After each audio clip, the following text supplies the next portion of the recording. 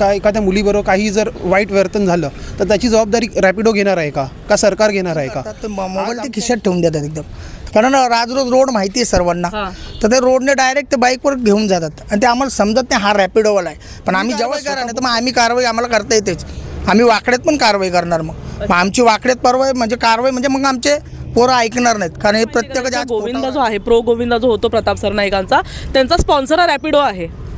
म्हणजे कुठे ते तुम्हाला वाटतं की मंत्री असं सांभाळून घेतात? हां, सांभाळून घेतात. काय केलं मग बोलतील मनसेवाले गुंड आहेत, गुंडागिरी करतात. मनसेवाले गुंड आहेत, पण आमच्यावर जेव्हा अन्याय होतं तर आम्हीच गुंडागिरी करणार ना. आम्ही गुंडागिरी नाही करत, आम्ही समजवतोय, प्रेमाने सांगतोय. आमची शिकवणच आहे साहेबांची आम्हाला. पहिलं प्रेमात PSIला पण लेटर दिले, सर्व ठिकाणी लेटर देऊन पण 1 महिना कुणीच काही ॲक्शन घेतले नाही. त्याच्यानंतर आम्ही हात सोडायला चालू केले इकडे. त्याच्यानंतर ते पळून गेलेत, परत ते हल्ले परत 5,000च्या वरच असतो त्यांचा आकडा. 10,000 15,000. एक काम कर, गाडी पोलीस स्टेशनला घे, नाही तर मग सेटलमेंट करत असतात. मग रिक्षा चालकांनी चालवायचं काय, कमवायचं काय आणि फाईन? 90% बाईक्स चालू, सर्व रिक्षावाले उभे आहेत. 90% बाईक चालूच आहे, कारण तुम्हाला परवडतं. पण आमचं काय, मग आम्हाला टॅक्स फ्री करावं.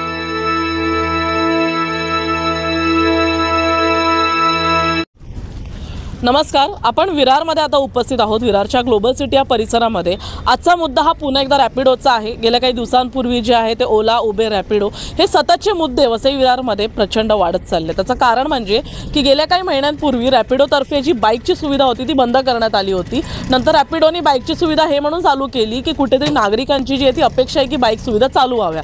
त्याचं कारण म्हणजे जर तुम्ही एखाद्या रिक्षाने प्रवास करता तर तुम्हाला 90 ते 100 तुमचं जर भाडं असेल तर तेच तुम्हाला बाईकसाठी जे आहे ते 20 ते 21 रुपये द्यावं लागतं. म्हणून हे जे आहे ते नागरिकांना परवडणारं होतं. परंतु नागरिकांना जितकं परवडणारं आहे तितकंच ते धोक्याचं देखील आहे. कारण नुकतंच वसईमध्ये एक घटना घडली की एका रॅपिडो बाईक चालकाने एका महिलेला जे आहे ते पायाला काहीतरी मारहाण केली, दुखापत केली आणि या महिलेने जी आहे याबाबत विविध बातम्यांमध्ये स्वतःची घटना सांगितली, कशाप्रकारे तिला तो पायावर मारून पळून गेला. या संपूर्ण मुद्द्यामध्ये कुठेतरी महिलांची सुरक्षितता जेव्हा वरती आली तेव्हा आणखी एक मुद्दा वरती आला, तो म्हणजे जर बाईकच्या सुविधा सुरू झाल्या तर या रिक्षा चालकांनी करायचं काय? जर तुम्ही रॅपिडोची सुविधा, खरं तर ही ओला उबेर सारखी होती, ऑटो, कॅब आणि टॅक्सी सारखी होती, परंतु बाईकची सुविधा रॅपिडोने चालू केली आणि या रिक्षा चालकांच्या ते पोटावर पाय बसू लागला. रॅपिडोवर लॉग इन तर झालंय, परंतु काम कसं करायचं? कारण रॅपिडोने बाईक सुविधा सुरू केल्यापासून रिक्षा ही ठप्पच होताना दिसून येत आहे. त्याचबरोबर एका बाजूला जेव्हा ही लोक त्या बाईक चालकांना इथे बोलवतात तेव्हा ते घोळका बघून पळून जातात आणि हे मान्य करत नाहीत की हे रॅपिडो चालक आहेत. कितीतरी वेळा नागरिकांनी देखील ही मागणी केली की रॅपिडो चालकांना म्हणजे बाईक चालकांना युनिफॉर्म द्या, जेणेकरून त्यांना कळेल की हा रॅपिडोवाला आहे आणि कोणताही असुरक्षेचा प्रश्न उपस्थित होणार नाही. आज आपण या रिक्षा चालकांशी बोलूया आणि जाणून घेऊया की नेमका त्यांचा मुद्दा काय आणि कशा प्रकारे त्यांना त्रास होतोय.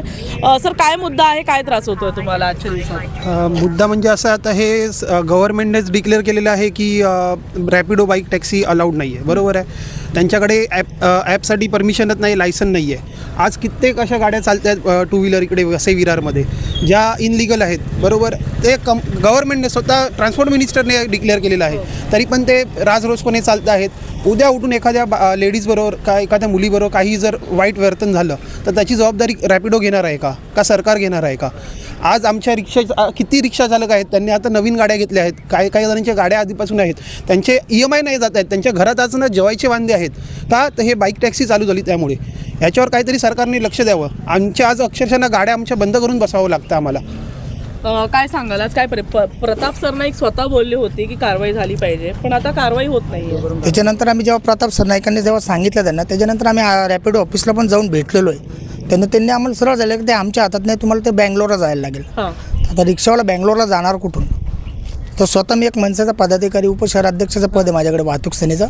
मी त्यांना माझ्या लेटर हेडवर पण मी सांगितलेलं, तर ते बोलले आम्ही लवकरात लवकर ह्याचा काय बघू, काहीतरी प्रयत्न करून काहीतरी याच्यावर मार्ग काढू. गाड्यांवर कारवाई झाली आत्तापर्यंत आमच्या ते 12 गाड्यानंतर एक पण त्यांनी कारवाई केलेली नाही. आणि ॲक्च्युली ते जे बाईकवाले ते समजत नाही, कारण ते ज्यावेळेस बुकिंग करतात ते मोबाईल ते खिशात ठेवून देतात एकदम, कारण राजरोज रोड माहिती आहे सर्वांना, तर ते रोडने डायरेक्ट ते बाईकवर घेऊन जातात आणि ते आम्हाला समजत नाही हा रॅपिडोवाला आहे. पण आम्ही जेव्हा स्वतः बुक करतो ना त्यावेळेस तो आमच्याकडे आल्यावर आम्ही क्लिक करतोय आणि आमच्याकडे याच्याकडे प्रूफ पण आहे, आमच्या मुलांकडे व्हिडिओ पण आहेत.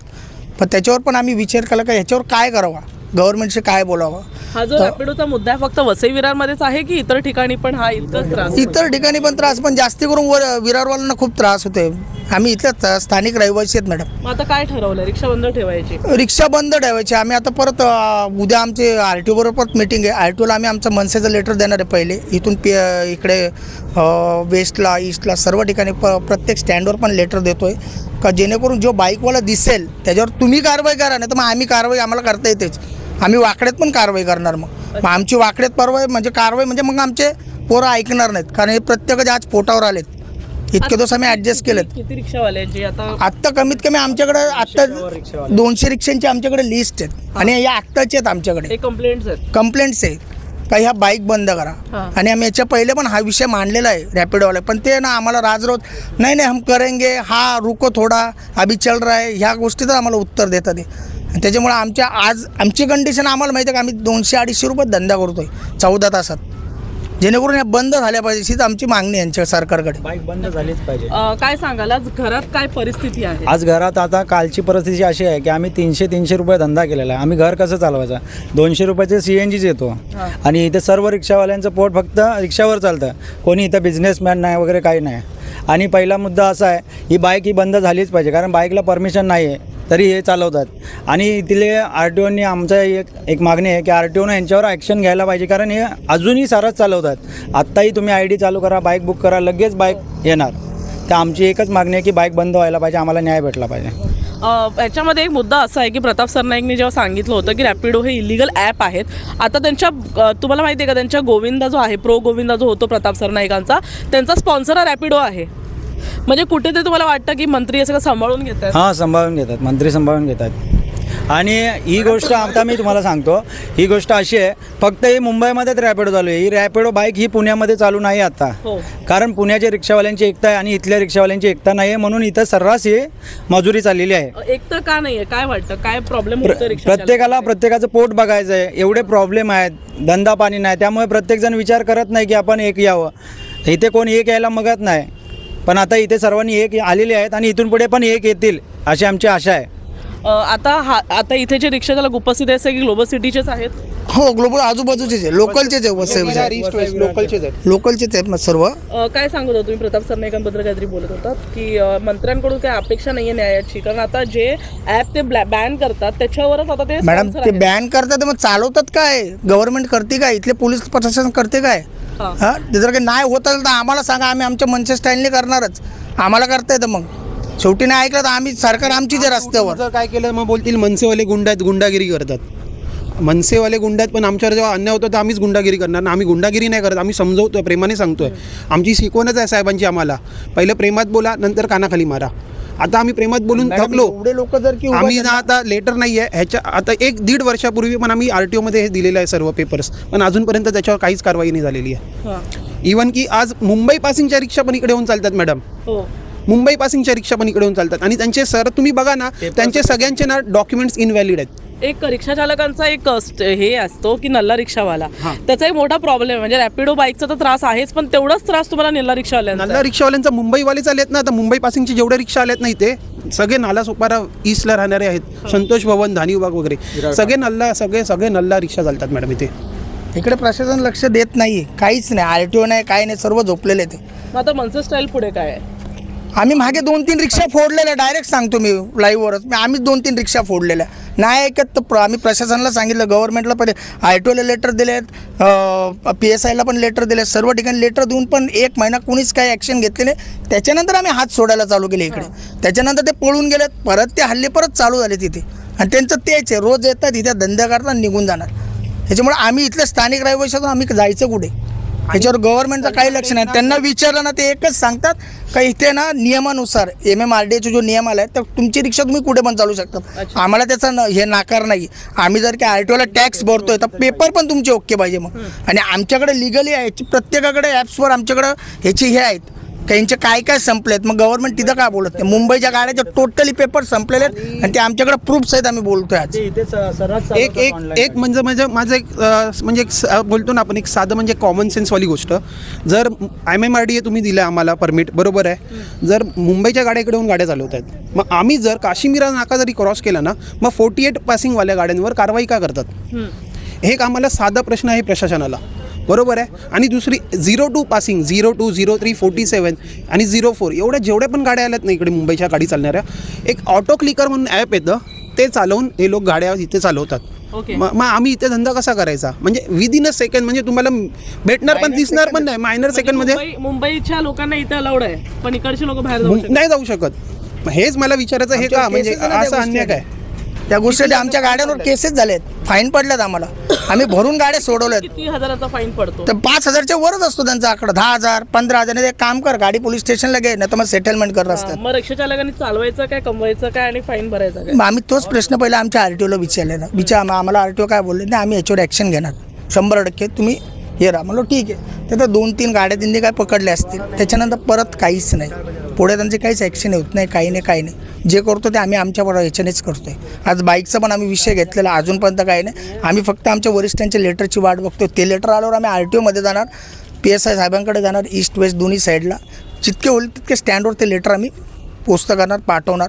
बाईकवाला दिसला तर एक तर तुम्ही तुमच्या पद्धतीने करा, नाही तर मग आम्ही आमच्या पद्धतीने करू. आमच्या पद्धतीने पहिले आम्ही देऊन बघू त्याला, पोलिसांना घेऊन जाऊ.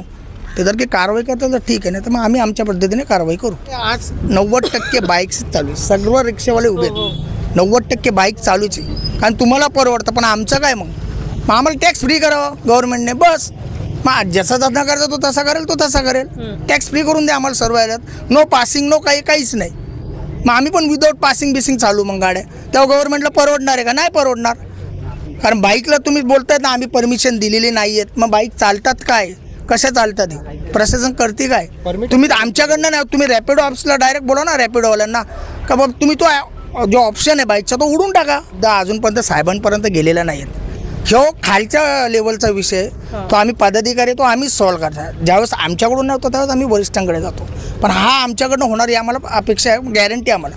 एवढे जे मित्र ते सर्व माझे कोणी ओळखीचे नाहीत, पण सर्व माझ्या भरोशावर इथे आलेत का दादा काहीतरी करतील, आणि मी 100% अंक मी करून दाखवणार. माझ्या वरिष्ठांची मी साथ घेणार. पण तोपर्यंत मला माझ्या लेवलने होत आलं तर मी माझ्या लेवलने करेल. नाही झालं तर साहेब आहेत जिंदाबाद. जसं की आपण पाहिलं की रॅपिडोचा मुद्दा हा आता वाढत चाललेला आहे. गेल्या काही दिवसांपूर्वी आपण बघितलं की ओला उबेरची पण जी परिस्थिती चालू आहे, त्याच्यानंतर जे आहे ओला उबेरच्या काही ड्रायव्हरने देखील या ठिकाणी संप केला होता आणि आता रॅपिडोचा मुद्दा परत उठलेला आहे. परंतु एक गोष्ट जी आहे ते आम्ही निदर्शनास आणून देऊ इच्छितो की प्रो गोविंदा लीग जी आहे प्रताप सरनाईकांची ठाण्यामध्ये, त्याचा स्पॉन्सर जो आहे तो रॅपिडो आहे. गेल्या काही महिन्यांपूर्वी रॅपिडोला बॅन करण्यासाठी प्रताप सरनाईकांनी एक मुद्दा उचलला होता की हे जे ॲप आहेत हे बॅन झाले पाहिजे, कारण रॅपिडो आहे तो इलिगल आहे, त्याला कुठे परमिट नाही आहे ओला उबेरसारखी. मग रॅपिडोला बॅन करण्यापासून ते स्वतःच्या दहीहंडीला रॅपिडोला स्पॉन्सर बनवण्यापर्यंत असं काय घडलं आहे की आता प्रताप सरनाईक हे आता रॅपिडोचा मुद्दा पूर्णपणे विसरलेले आहेत. कुठेतरी ही लोकं जी आहेत त्यांना अपेक्षा आहे की आपले मंत्री, आपले नेते आपल्यासाठी उभे राहतील, आणि असं असताना त्यांना निवडून दिलं जातं आणि ते तिकडे जे आहेत ते न्याय देण्याऐवजी जे आहे ते स्पॉन्सर घेऊन बसतात. कुठेतरी रॅपिडो बाईकचा मुद्दा हा वसई विरारमध्ये उठलेला आहे. परंतु जेव्हा कारवाईची मागणी झाली होती, जेव्हा कारवाई झाली होती, रॅपिडो बाईक बंद झाली होती, मग ती पुन्हा का चालू झाली हा प्रश्न त्या लोकांकडून उपस्थित केला जातोय. आणि रॅपिडो बाईकची वाढती जी काय आहे असुरक्षितता महिलांसाठी असू दे किंवा दिवसेंदिवस त्याचे येणारे किस्से असू दे, त्यानंतर आता ऑटो कशा प्रकारे त्या बाबतीत सुरक्षित आहे हे देखील हे लोक आता पटवून देण्याच्या प्रयत्नात आहेत. पाण्यासारखं असेल या लोकांना न्याय मिळतो की पुन्हा एकदा रॅपिडो बाईक आणि रॅपिडो ऑटोचा हा मुद्दा असाच पेटत राहतो. धन्यवाद.